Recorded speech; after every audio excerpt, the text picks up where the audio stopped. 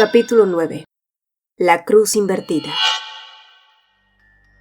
3 batallones de la Marina llegaron desde Traparosa y tomaron el control de Bellacarosa en cuestión de horas. Las 3 ciudades de la Costa Rosa, Bellacarosa, La Dorosa y Traparosa, siempre habían dependido unas de otras. Además, la mayoría de los jóvenes nobles de la familia Levante se graduaban en la Academia Naval de Traparosa para convertirse en oficiales, lo que mantenía un lazo muy estrecho con el duque. Aunque el mando de la flota pertenecía oficialmente a la corona, todos sabían que el verdadero señor de los mares orientales de Besen era el duque de Levantes. David observó el estrechón de manos entre el duque y el coronel. Esa misma tarde, los caballeros templarios hicieron su entrada en la ciudad. El papado finalmente había aprobado a la excomunión de Miguel, y a partir de ese instante, en cuanto lo atraparan, sería trasladado de inmediato a Sentius, vivo o muerto, aunque para ellos era preferible que fuera lo segundo. Cuando la reunión estaba por terminar, la Marina presentó pruebas de que Miguel y un grupo de rebeldes intentaban huir de la ciudad. Entre los papeles mostraron una lista de pasajeros confiscada a la compañía naviera que cubría las rutas comerciales internacionales. En ella figuraban 2 nombres, Miguel Herbatos y Lorena Klein, y en cuanto pronunciaron el nombre de Lorena, el ambiente en la sala se volvió helado. Concentren todas las inspecciones en los barcos de pasajeros y carga que salgan hacia Gran, ordenó Alejandro con voz fría, dejando a todos en silencio. David intervino sugiriendo que ella también podría intentar escapar hacia el continente de Cam, pero Alejandro descartó la idea de inmediato. Una mujer embarazada no soportaría un viaje por mar de más de un mes. Los ojos de David se abrieron con sorpresa. Antes de que pudiera procesarlo, Alejandro añadió con absoluta frialdad que el bebé que llevaba en el vientre no era suyo. David se quedó atónito, pero de pronto comprendió por qué el duque parecía haber entrado en razón. Sin embargo, una duda amarga lo carcomía. ¿De verdad alguien podía arrancar de golpe un sentimiento tan profundo? Especialmente un apego tan enfermizo, el mismo que había mantenido a ese hombre distante, sumido en la indecisión durante años. Después de todo, hablaba del mismo hombre que tiempo atrás canceló la Operación Canaria, fingiendo que no le importaba y que podía cortar lazos sin despeinarse. Para David, Lorena Klein seguía siendo el punto débil del duque. Por eso decidió que debía capturar a esa mujer a toda costa, por si acaso Alejandro volvía a cambiar de opinión. Sin duda, Lorena sería una carta muy útil que guardarse bajo la manga.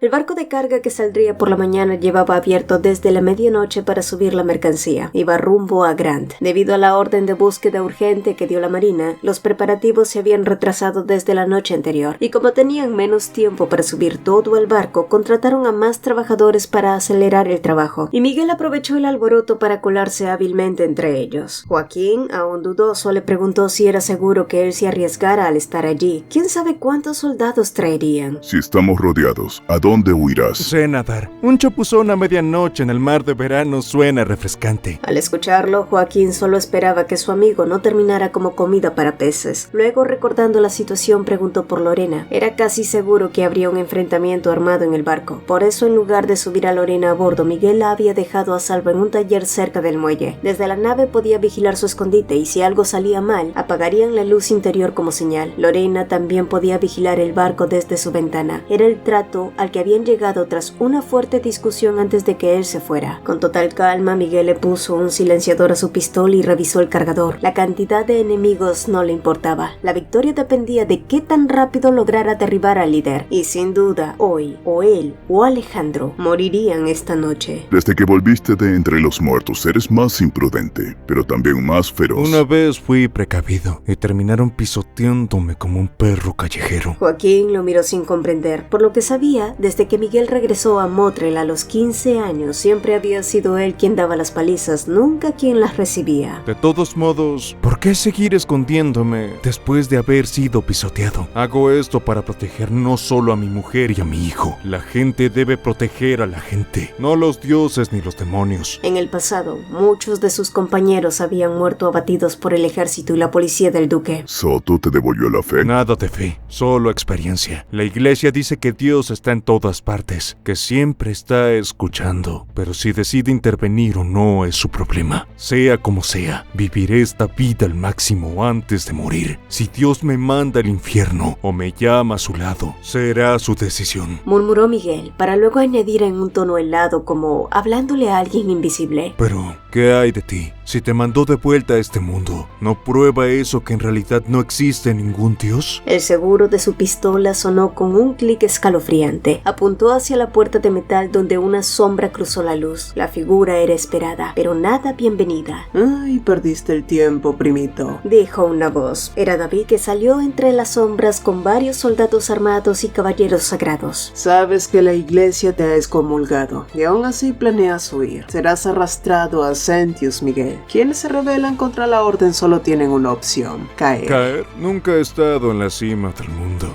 ¿De qué caída hablas? Hablas como si me hubieras robado algo grandioso. No había burla en su tono plano, solo aburrimiento e indiferencia. Para Miguel, un título nunca había sido otra cosa que un adorno no deseado. Y la riqueza que había construido en Motril, el Hotel Alborada, toda la calle Delgado, estaba registrada únicamente a su nombre. Ningún contrato llevaba el apellido Herbatos o Reyes. David se rió con aspereza. Odiaba esa cara arrogante y quería ver su cabeza rodar. Cuando el príncipe levantó la mano, los soldados ya tensos levantaron sus armas siguiendo el procedimiento. Miguel Herbatos tenía que ser asesinado como hereje y traidor por apuntar con su arma a la iglesia y a la corona. No había escapatoria de este lugar sellado, y mientras David esperaba con calma, la mirada de Miguel se agudizó de repente. Su enfoque fue tan feroz que los caballeros sagrados vacilaron sin querer. Y entonces, un disparo retumbó en el amplio espacio, resonando en las paredes. En el instante que dudaron, Miguel se lanzó agarrando a David por el cuello. El príncipe gritó cuando la bestia se le abalanzó. Con su líder capturado, los marines dudaron. No podían apuntar donde estaba su soberano. Los republicanos escondidos aprovecharon la oportunidad y redujeron a los marines. David aulló y despotricó cuando Miguel le torció las muñecas. Te lo dije, tú atacaste primero. Esto fue en defensa propia. Incluso está escrito en las leyes del reino. Aunque de alguna manera, esas leyes parecen nunca llegar a la familia real, ni a los altos nobles. Después de eso, Miguel ordenó que tanto David como sus peones fueran amordazados. Luego ordenó que zarpara. Joaquín siguió de cerca a Miguel, que de pronto había cambiado de planes. Se suponía que con el príncipe capturado debían esperar a que el duque llegara. ¿Por qué partir ahora? Pero no tuvo tiempo de reflexionar cuando vio cómo Miguel se ataba a una cuerda y saltaba por la borda aterrizando en el muelle. El corpulento hombre siguió gritando si se había vuelto loco, y quizás sí lo estaba. Para cuando Joaquín miró sobre la cubierta, supo por qué Miguel había perdido la cabeza. Todas las luces que brillaban en el muelle se habían apagado.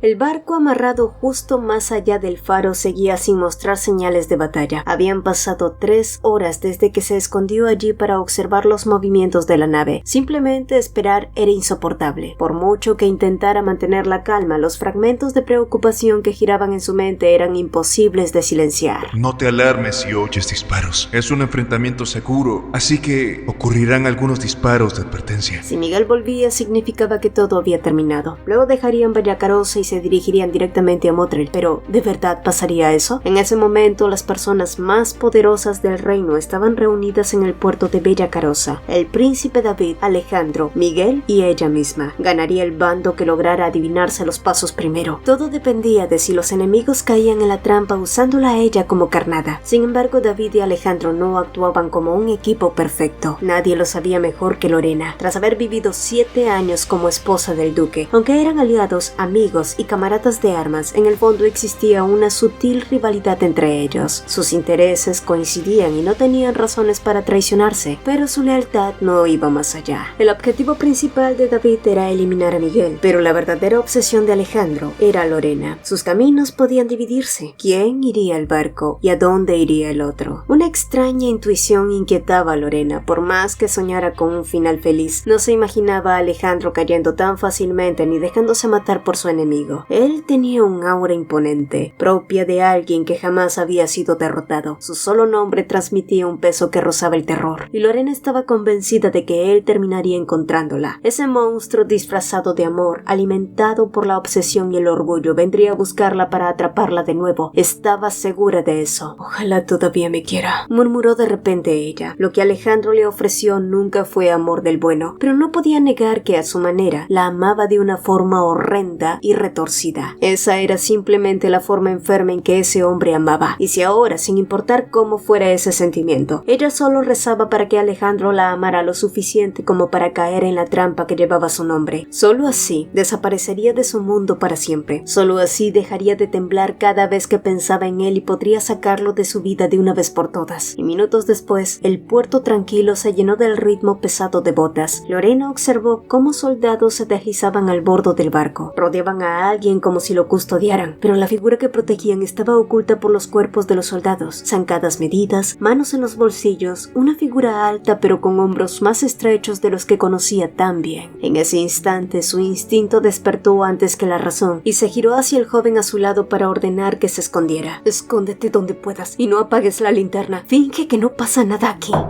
2 golpes deliberados en la puerta. La cadena de la doble cerradura tintineó salvajemente antes de que un violento disparo rompiera el aire. El sonido venía del puerto del carguero. Cuando Lorena giró la cabeza hacia la puerta, esta estalló con un estruendo aún más fuerte que los disparos. El viento caliente se abalanzó esparciendo su cabello dorado y el dobladillo de su vestido fino, mientras astillas de madera volaban y una sombra llena de presentimiento ocupó todo el ancho umbral. Pelo negro, corbata y chaleco, pantalones negros, unos ojos de color vino oscuro la recorrieron de pies a cabeza. Si el segador de la muerte tuviera un nombre, podría haber sido el suyo. ¿Cómo me encontraste? Alejandro la examinó. Si yo fuera tu hombre, empezaría buscando en todos los lugares donde valga la pena esconderte. Cada uno de ellos. Había rastreado toda la ciudad, sin embargo, la había encontrado demasiado rápido para eso. Alejandro cruzó el umbral en un solo paso. Si fuera yo, jamás cometería el error de soltarte esta noche. Te mantendría donde pudiera verte, lo bastante cerca para alcanzarte de inmediato. Le había tomado exactamente 1 hora encontrarla. Miguel Herbato se había esforzado por ser astuto. Eligió un escondite que los republicanos jamás habían usado y colocó hombres en otros puntos estratégicos para despistarlo. Por eso las fuerzas de búsqueda se habían multiplicado. Antes de que el príncipe David se preparara para ir al barco de carga, los guardias de la Casa Levantes ya peinaban la ciudad en secreto. De los 5 posibles escondites, 4 eran señuelos. Este último era el definitivo. Gemidos de dolor llegaban desde afuera. Centinelas republicanos disfrazados de marineros yacían en el suelo.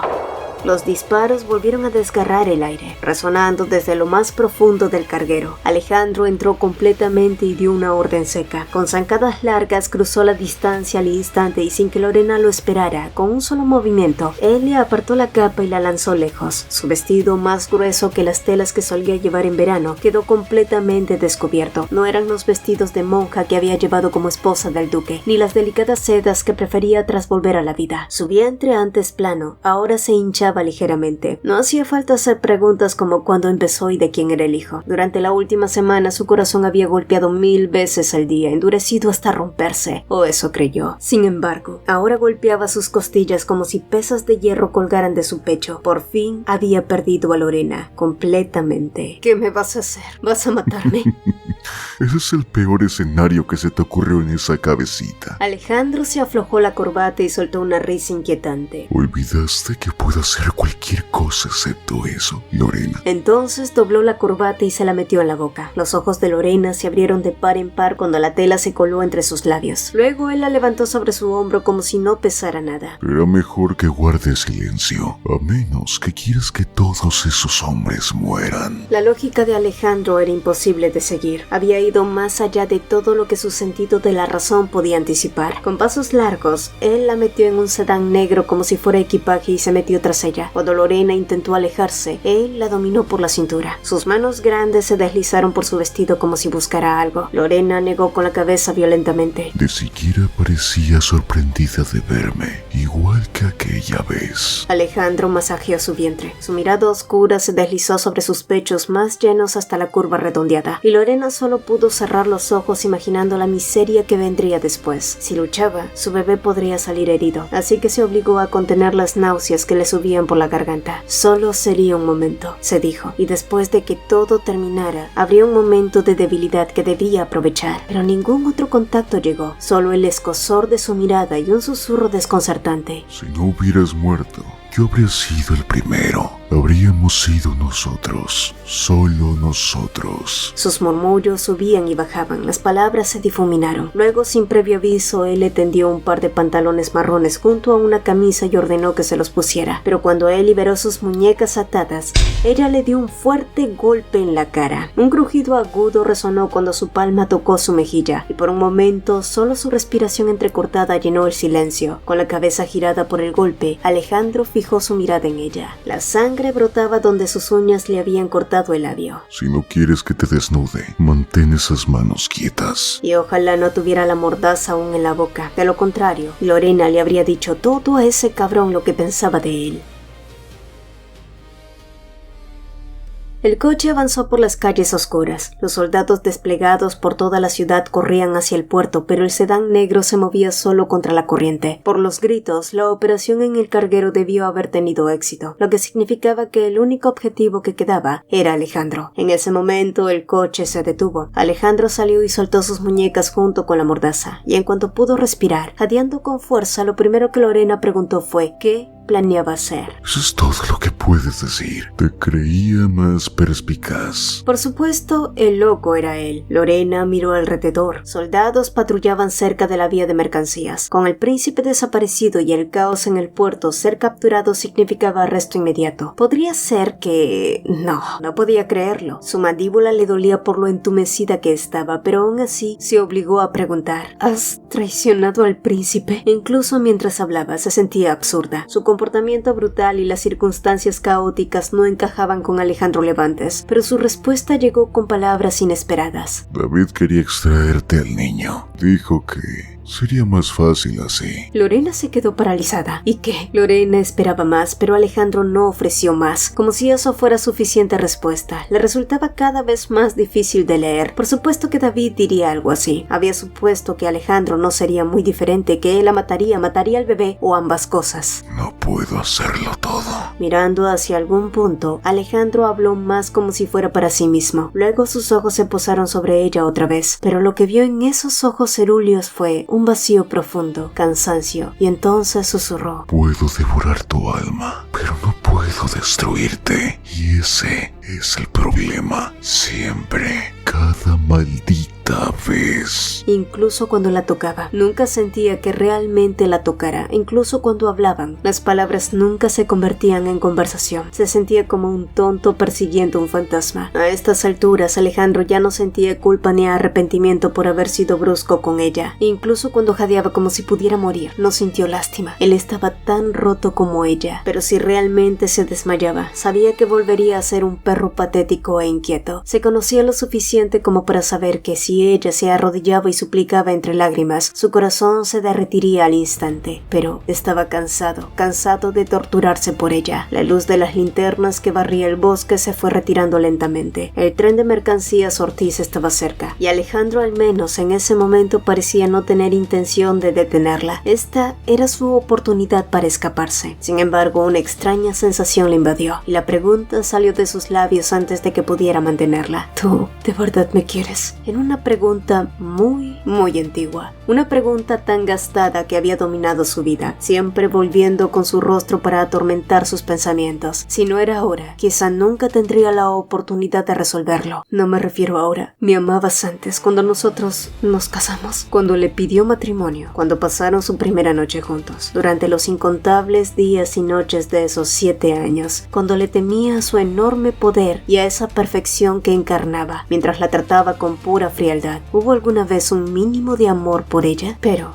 el amor no justifica nada, así que ¿existió alguna vez ese sentimiento? Lorena siempre había estado atrapada entre la duda y la certeza, así como él le había llamado una vez un enigma sin resolver. Ella sentía exactamente lo mismo hacia él, y una pregunta sin respuesta pesa mucho más que una resuelta. Se queda clavada en el corazón como una espina molesta, dejando a cualquiera en un estado constante de inquietud y desconfianza. Lorena quería liberarse de eso aquí y ahora. Alejandro, por su parte, la ignoró y se inclinó. En ese encuadre parecía recortado contra el cielo nocturno repleto de estrellas. Un hombre imponente, impresionante, peligroso como el filo de un acantilado. Voy a besarte Aguanta, será la última vez. Era una advertencia y una orden al mismo tiempo. Agachándose, Alejandro se inclinó dentro del coche y presionó su boca contra la de ella. Su forma de besar no había cambiado en absoluto. Aún solo sabía forzar, devorar, sujetar y morder, ignorando por completo lo que ella sintiera, sin disculpas, sin remordimientos. Cuando se separó, sus ojos enloquecidos de posesión se fijaron en su vientre otra vez. El niño no lo podrás criar con tus propias manos. Sus horribles palabras sonaban como una profecía, una marca imborrable. Lorena no supo a qué se refería, pero antes siquiera de preguntar, él la arrastró fuera del coche bruscamente y la empujó sin cuidado.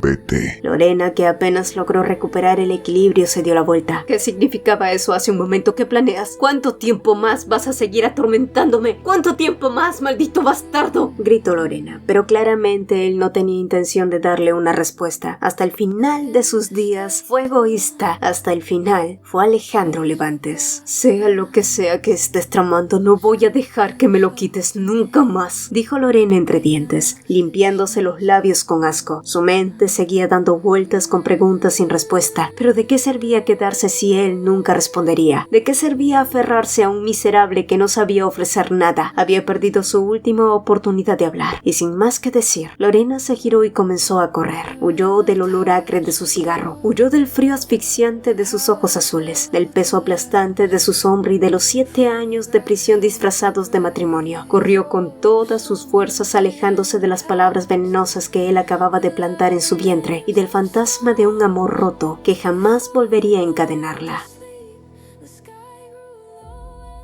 Un faro cegador cegó a Lorena. Un soldado armado de la marina le apuntó con sus fusiles. Vestida con ropa de hombre, no fue reconocida de inmediato. Lorena tragó saliva con sequedad y dio un paso a un lado. Pero fue allí que, deslizándose por la oscuridad como una sombra, Miguel tiró de los brazos del soldado, lo desarmó y con la culata del arma golpeó la parte trasera de la cabeza del soldado, dejándolo completamente inconsciente. Luego se acercó a Lorena y la abrazó. Sus hombros temblaban mientras él intentaba tranquilizarla con su voz suave que desterraba pesadillas, un cuerpo como un muro rompiendo olas, un latido que latía con vida. Su temblor casi convulsivo por fin empezó a calmarse. ¿Cómo supiste siquiera que estaba aquí? Llámalo instinto, quizá. Dijo él acariciando su vientre. Cuando lleguemos a Motrel, iremos directamente al hospital, murmuró, medio en broma, medio en serio. Luego cubrió a Lorena con una capa y le indicó que un camarada ya le estaba esperando en el tren de mercancía. Al escuchar esto, ella le preguntó si él no planeaba ir con ella, pero él negó. Aún hay un asunto que debo terminar. Te alcanzaré después, antes de que cierren las puertas. Ve primero y quédate en la cama sin moverte ni un centímetro. No cabía duda de lo que significaban sus palabras. Era asegurar la muerte del príncipe y el duque. Pero los camaradas aún permanecían en Bellacarosa. El duque y la marina los cazarían sin piedad. Y para no dejar cabos sueltos, Alejandro tuvo que ser eliminado antes de la salida. El problema era el tiempo. No había garantía de que el trabajo pudiera hacerse en mediodía. Si se retrasaban, podrían no llegar a Motrel en 3 días, poniendo en peligro toda la operación. No habrá problemas en Bellacarosa. Miguel la miró como si se contuviera a preguntar lo que ella y Alejandro habían hablado. Ese maldito no le había dado ni una sola respuesta clara. Sin embargo, había una cosa que había dejado escapar, aunque vagamente, y ella conocía demasiado bien esa sensación. Era la misma resignación que ella misma había llevado en el monasterio Soto, jugando sin cesar con una pistola durante sus últimos días. Si Alejandro sentía lo mismo, no necesitaban perder su precioso tiempo persiguiéndolo. No era confianza, era certeza de que alguien que había sufrido exactamente la misma desesperación. Esa expresión cargada de arrepentimiento era inconfundiblemente la cara de un hombre que empezaba a autodestruirse. Así que la prioridad quedó clara. Miguel, ven conmigo a Motrel ahora mismo. Ahí es donde necesitan a su líder, y el lugar al que perteneces es. Sus dedos helados le sujetaron la mano y la presionaron contra su vientre. Junto a mí, nuestro hijo. Durante horas sintió como el dolor punzante en su vientre se hacía más agudo. Era como si la siniestra profecía de Alejandro hubiera tomado forma física, punzándole por dentro. El niño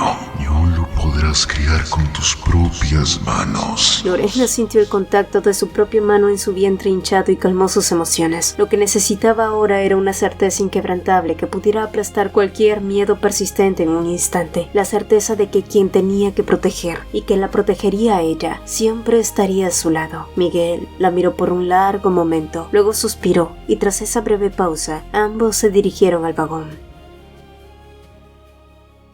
El pesado tren comenzó a deslizarse sobre las vías. Una locomotora con solo 2 vagones de carga salió de la pequeña estación y se perdió en la oscuridad de la noche. Alejandro sacó su reloj de bolsillo y miró las manecillas. Marcaban exactamente la 1 de la mañana. Faltaban unas 6 horas para que amaneciera. En esos momentos, el jefe de la unidad de búsqueda naval se le acercó y le preguntó si era cierto que había ordenado detener la búsqueda del puerto. Alejandro lo confirmó con indiferencia, y al escucharlo, el hombre retrucó incrédulo. El príncipe seguía desaparecido y su orden prácticamente les daba el camino libre a los republicanos. Las instrucciones del duque sonaban a todas luces sospechosas. El deber de un soldado no es dudar de su superior, coronel. ¿Cuántos civiles han muerto? ¿Y cuántas personas han encarcelado por orden del rey en los últimos 5 días? Bueno, demasiados heridos, demasiados prisioneros, y la muerte de los civiles hoy había sido la gota que derramó el vaso. Cuando amanezca, ¿a quién cree que culpará y maldecirá a la gente de esta ciudad? Hasta en un lugar tan lejano como Traparosa, deberían saber hacia dónde sopla el viento. Nadie había estado de acuerdo con la orden que el príncipe David emitió en la capital semanas atrás: detener e interrogar a cualquiera que entrara o saliera y resultara vagamente sospechoso. Decenas de inocentes terminaron tras las rejas bajo ese decreto, y los rumores de que el descontento social crecía en la capital ya había llegado hasta la Costa Rosa. Pero la vida de esa gente no se compara con la seguridad de Su Alteza. Mantenga a sus soldados al margen. No quiero disparos en mi jardín. ¿Le queda claro? La paciencia de Alejandro finalmente se agotó y su tono se volvió amenazante. Luego informó que se iría mediodía después. Ese fue el periodo de gracia más largo que pudo darle a Lorena. Al final,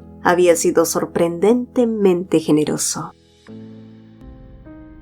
¿De verdad me quieres? No me refiero ahora. Me amabas antes. No fue una cuestión de perdón o reconciliación. Lorena quiso un final completo e inconfundible. No era una invitación para que explicara, así que no había razón para responder. ¿Cuánto tiempo vas a atormentarme? ¿Cuánto tiempo? ¿Su plan? En realidad no hubo un gran plan. Desde que supo lo de su embarazo, Alejandro había luchado durante días. Si no podía ser el marido de Lorena Klein, no podía ser el padre del hijo que ella tendría. Y si no podía ser el amor de su vida, entonces, ¿qué debería ser exactamente para ella? Algunos odios duran más que el amor, algunos miedos persiguen más tiempo que el odio, y algunas preguntas sobreviven incluso al miedo y al odio. Así que Alejandro eligió seguir siendo la contradicción que Lorena nunca pudo resolver. Así, se preguntaría por él sin parar. En su vida, de vez en cuando, quizá a menudo, quizá muy a menudo, pensaría en él. Pero el día en que Lorena pudiera resolver el enigma de Alejandro Levantes nunca llegaría, y así viviría para siempre en su mente y su corazón. Sé que permanezca ansiosa y vigilante toda su vida. Tiembla de miedo, Lorena, sin saber nunca cuándo ni dónde podría volver a aparecer ante ti. Hasta que su fantasma la carcomiera. Piénsame como una loca, Lorena, murmuró envuelto en la debilidad difusa del sedante. El hombre cruel finalmente se dejó llevar por el dulce sueño. El último día de agosto, las grandes familias nobles se reunieron a primera hora en el exclusivo Club de Nas, pero sus rostros reflejaban una profunda preocupación. La causa del pánico era un incidente en la región minera de Ortiz. Un panfleto había revelado que el marqués Cervatos aceptaba sobornos de un especulador ilegal. Tras salir a la luz la corrupción, las mineras iniciaron huelgas y desataron el caos. Fue terrible. En tierras de otros nobles como Camacho y Gelacia comenzaron a estallar disturbios similares. Los tiempos cambiaban a un ritmo vertiginoso. El verdadero poder económico ya no estaba en la tierra, sino en los empresarios, banqueros, comerciantes. Además, la fe ciega en la iglesia y la corona se habían hecho pedazos tras los recientes escándalos. La aristocracia entendió que aferrarse a sus viejos privilegios era inútil y que la marea de la historia se los estaba llevando por delante. Incapaces de ponerse de acuerdo sobre cómo solucionar las crisis en sus feudos, los nobles fueron abandonando la reunión uno a uno. En el salón solo quedaron el marqués Claros y el conde López, ambos sumidos en sus pensamientos hasta que...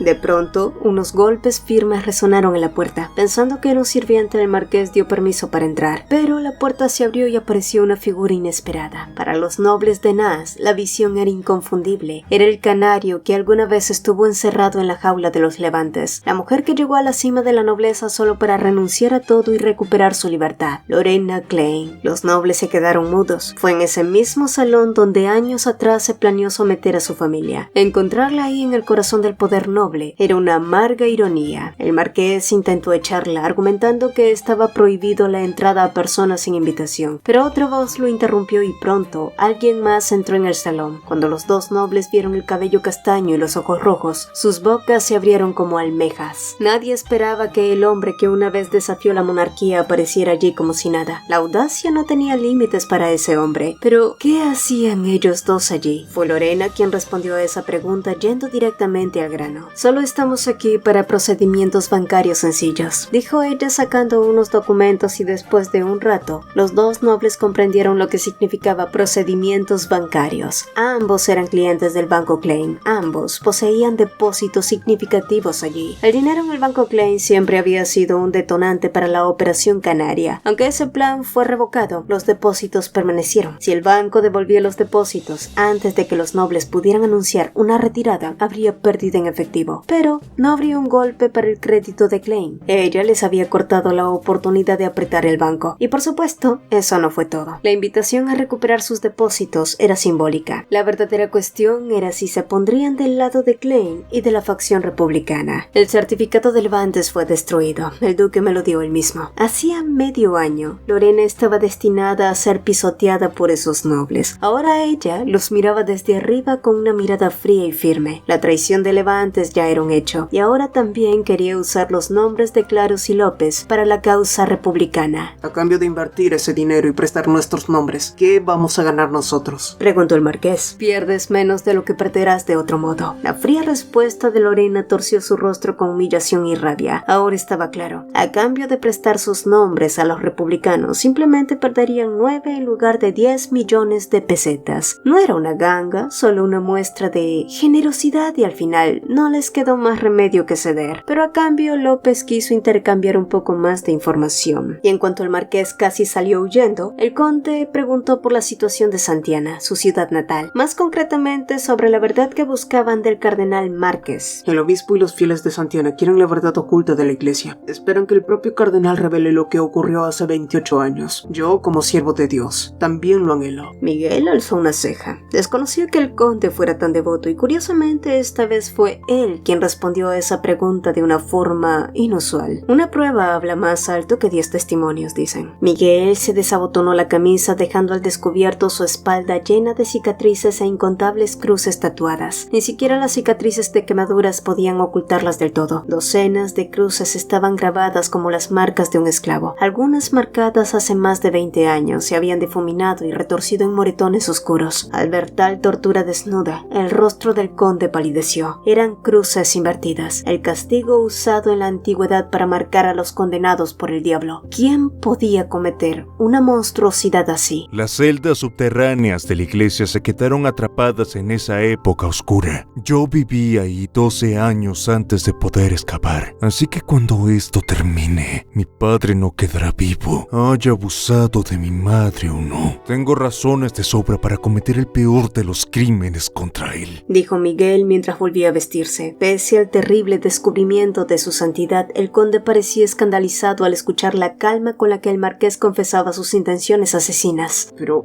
la Biblia dice que debemos perdonar a nuestros enemigos. Si vas a hablar como sacerdote, vete a la mierda. No necesito escuchar tus sermones ni el de los demás. Tengo asuntos más urgentes que atender. Y el primero es llevarte al hospital, Lorena. Lorena, que había estado en silencio todo este tiempo, asintió. Después de todo, ya habían terminado sus asuntos allí. Visitar a Nas resultó muy valioso. Cortaron todo vínculo que pudiera amenazar al Banco Klein y desestabilizó las estrechas alianzas de los nobles. Además, el conde López también había compartido con ellos información inesperada e invaluable. Resultó que el cardenal Márquez había visitado hacía poco la catedral de San Vergos. De hecho, seguía alojándose en el Palacio Motrel, y mañana por la mañana estarían realizando un mitin frente a la plaza de la catedral de San Vergos, probablemente para calmar la inquietud de Motrel. En ese momento, Lorena vio claramente un destello de feroz deleite en los ojos de Miguel, como un león hambriento. Inquieta, ella observó cómo el reloj se acercaba al mediodía. Las noticias de Arnal debían llegar a la capital antes que las de Villacarosa. Habían pasado más de mediodía desde su llegada. Un retraso significaba que alguien lo estaba obstruyendo deliberadamente y solo Alejandro Levantes podía gestionarlo. ¿Qué planeaba? ¿Vendría Alejandro él mismo? ¿Cuándo? ¿Cuántas horas quedaban? Voy a besarte. Aguanta. Aguanta, será la última vez. El niño no lo podrás criar con tus propias manos. Dos afirmaciones contradictorias chocaban constantemente en su cabeza. Si él había dicho la última vez, ¿significaba eso que nunca volvería a enfrentarse a él? ¿Pero qué significaba amenazar a un niño que ni siquiera había nacido? No obstante, antes de poder hundirse más en la ansiedad, las puertas de su habitación del hospital se abrieron y Vincenzo entró como un vendaval corriendo a abrazar a su hija con fuerza. Habían pasado 2 meses completos desde que se separaron. Lorena había olvidado que no le había contado ni una sola palabra a su padre sobre lo que había ocurrido en Bellacarosa. Pero mientras dudaba, Natalia entró junto a Miguel hojeando su historial médico y hablando sobre el estado de la madre y el bebé. ¿Bebé? Ay, fue una emboscada que ninguno tuvo tiempo de bloquear. El pobre Vincenzo Klein se quedó congelado, confundido, con la boca abierta, como un sapo.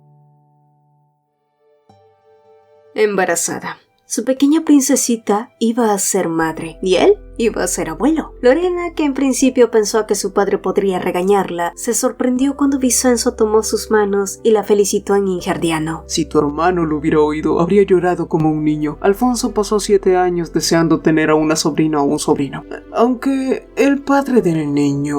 Bueno, perdona que pregunte, pero ¿quién es el padre? Escuchar a su recto padre con tal pregunta hizo que las mejillas de Lorena ardieran, por lo que terminó respondiendo en un susurro a pesar de saber que el padre estaba detrás de ellos escuchando todo sin entender ni taca-taca. En ese momento el señor Klein se giró hacia Miguel y al notar el cambio en la atmósfera, este intentó formular una frase completa en ingerdiano, pero antes de que pudiera soltar la palabra suegro, Vincenzo ya le había soltado un lapo en la espalda. Cállate, urgente, Marqués. No. El divorcio ni siquiera se había finalizado. Deberías haber pedido permiso para casarte, celebrar una boda adecuada, construir una casa estable antes de planear un hijo. ¿Cómo puedes mezclar las cosas así? Ay, lo siento, suegrito. Decía Miguel, pero eso no fue suficiente para calmar la indignación de un padre que había entregado a una hija a un hombre formalmente y con la que estuvo casada durante 7 años y con el que nunca tuvo hijos. Mientras que otro ignoró todo el formalismo y la dejó embarazada primero. Mi princesa, ¿acaso no hay hombres cuerdos en este país? Se supone que estos son lo mejorcito de veces. Miguel no entendía ni un carajo, pero se quedó en silencio aceptando la reprimenda. Sin embargo, cuando Lorena escuchó cómo su padre la recriminaba lo de la explosión del coche, ella ya no pudo quedarse callada y tuvo que salir a defender a su hombre. Papá, fui yo quien le pidió que fuera mi amante. Lo quiero, papá. Me ayudó mucho antes de que tú lo supieras. Te dije que quería casarme con él en cuanto el divorcio fuera definitivo. Y esto no es un accidente, es amor de verdad. Por favor, no lo regañes tanto. Miguel no podía entender nada, pero cuando Lorena hablaba su lengua materna, su voz se volvía casi juguetonamente dulce. Y en medio de esa avalancha de palabras extrañas, Miguel captó algunas que reconoció. Amor, ayudar, regañar.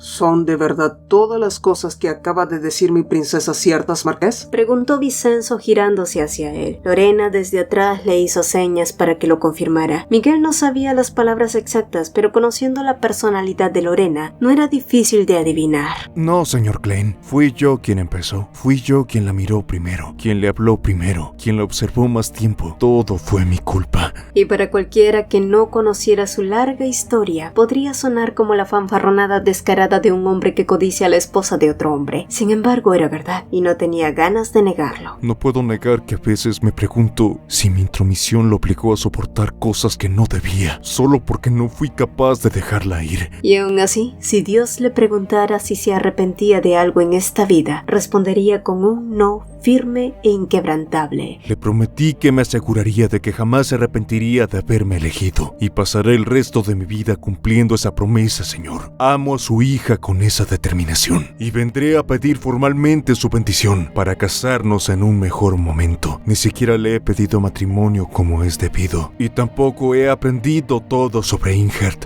Lo siento. A Vincenzo se le tensaron los músculos del rostro, pero dejó salir un largo suspiro desde el fondo del pecho antes de murmurar. Entonces, ten esto muy claro, muchacho. No daré mi bendición hasta que hables ingerdiano con fluidez. ¿Qué más quedaba por decir? La forma en que esos dos se miraban, la forma en que sus miradas se buscaban decía mucho más que cualquier idioma. Si eso no era amor, ¿qué más podía serlo?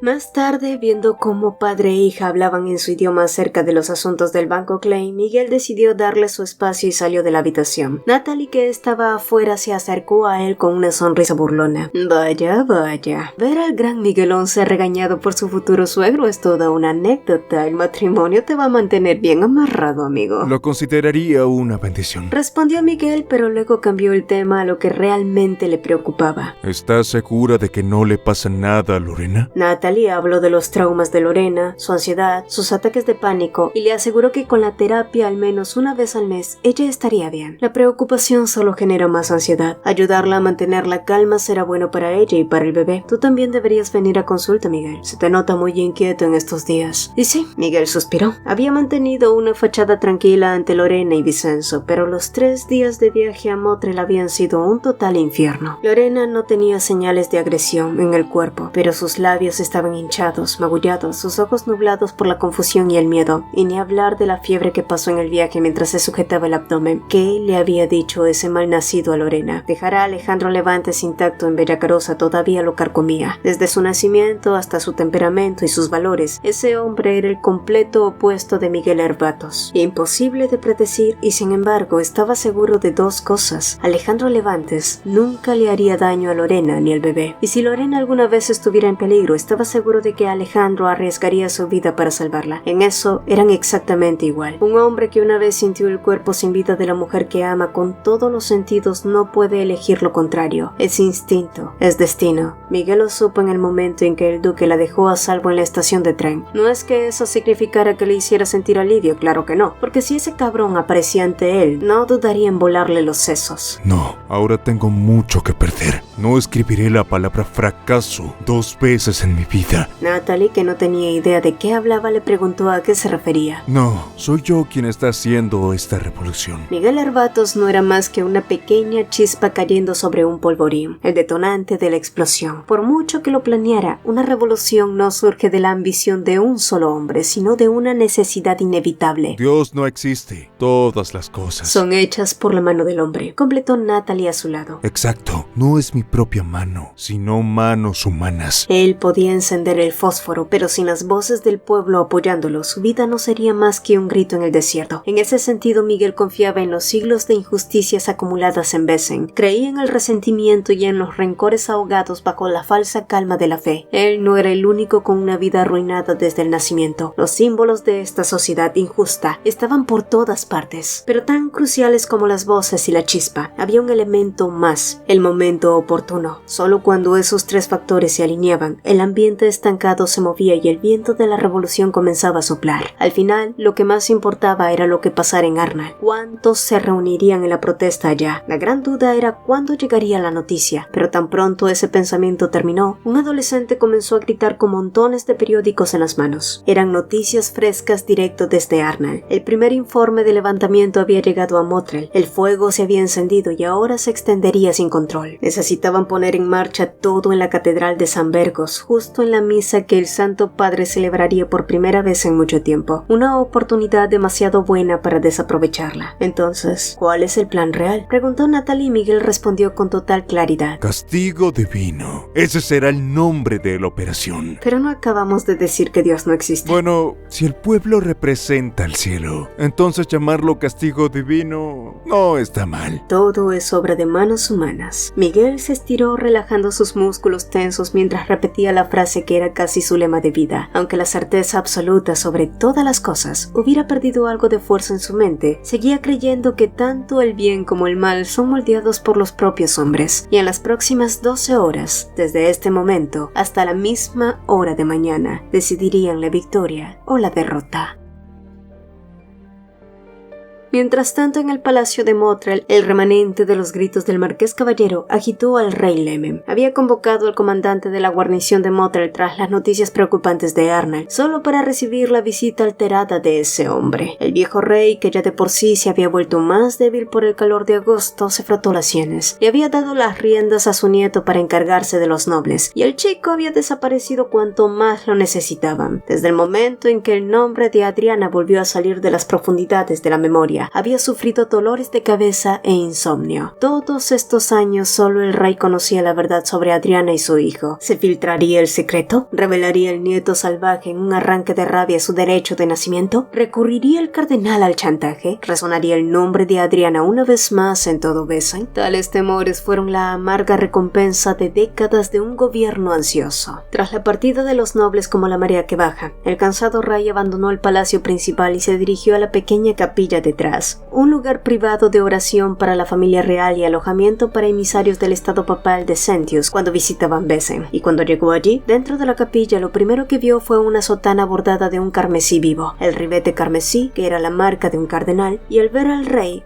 el cardenal cruzó las manos. Has llegado. Que la gracia de Dios esté sobre la casa real. El Señor vela por esta tierra siempre y en todas partes, dijo el cardenal Márquez. El rey forzó una respuesta mientras estudiaba el rostro del hombre. El cardenal era alguien muy alto y erguido para un hombre que superaba los 70 años, aunque tenía la misma edad que el rey. Era mucho más vigoroso. Entre la barba blanca y las profundas arrugas quedaban rastros del aspecto llamativo de su juventud. Sin embargo, el rey encontraba poca semejanza con su propio nieto. En el mejor de los casos, quizás solo su altura. Pero en realidad no había venido a la capilla para un análisis de su apariencia, mucho menos para intercambios tan vacíos. Tras una pausa, Lemen forzó sus palabras pesadas. Tengo algo que preguntarte, su santidad. ¿Todavía recuerdas a Adriana? Esta era la primera vez en 28 años que se atrevía a mencionar el nombre de la princesa ante el cardenal. Compartir un secreto no los hacía aliados. Si acaso eran cómplices, sí. Cómplices que llevaron a la princesa Adriana a la muerte y secuestraron a su hijo para llevarlo a Sentius. El cardenal miró sin expresión y luego respondió lentamente. Por supuesto que lo hago. Adriana fue una joven inteligente y audaz. De lo contrario, jamás habría escrito ese testamento. Y Gay desde luego se parece a ella, no solo en apariencia, sino en espíritu. A través de su falsa calma se asomó por un instante el verdadero hombre que llevaba dentro, y en las arrugas alrededor de sus ojos se escondía una maldad difícil de imaginar en alguien que presumía escuchar la voz de Dios.